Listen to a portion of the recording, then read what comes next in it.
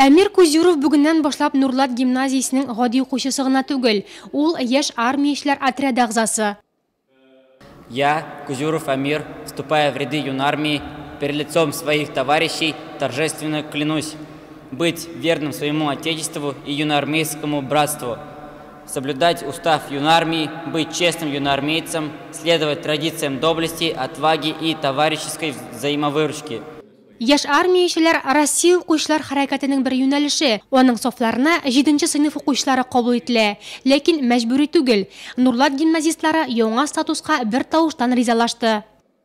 Безнең алга сайлау куйдылар, юный армиягә керергәме, кирмәскәме, һәм бөтен класс ризалашты.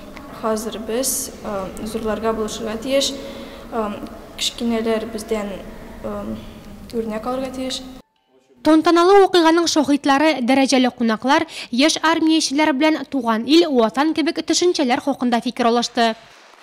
Менә бу ватанны саклаучылар, ватанны яклаучылар, алар тагын бер баскычка менделәр.